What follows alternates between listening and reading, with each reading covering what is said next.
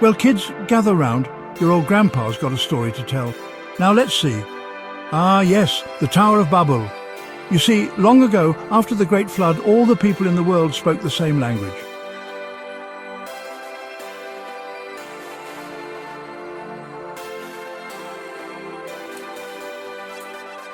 They could understand each other perfectly no matter where they came from. Imagine that.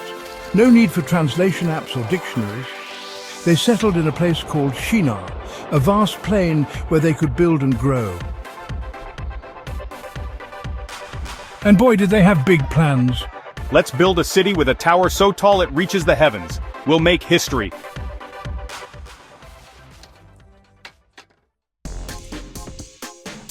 They wanted to make a name for themselves and stay together in one place.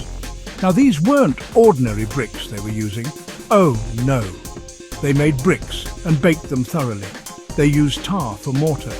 These folks were clever, you see. They knew how to make things last.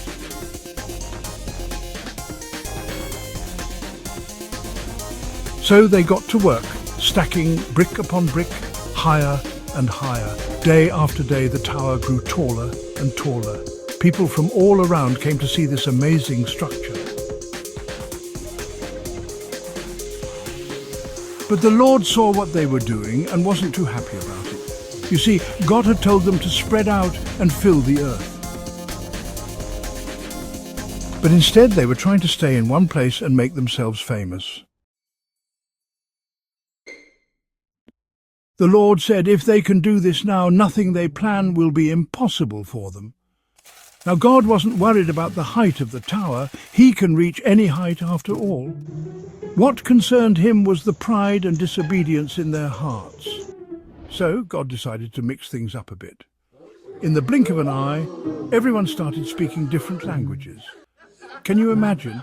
One minute you're asking for a brick, and the next, no one understands you.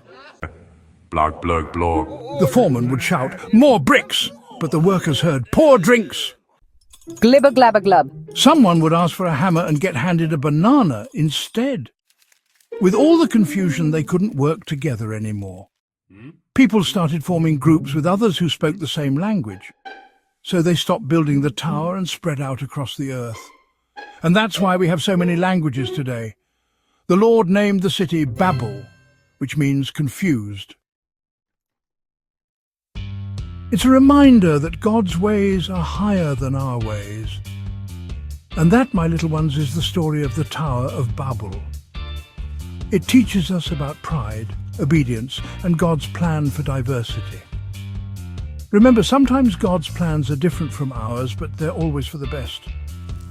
Now, who wants to build a tower with me? This time, let's use building blocks instead.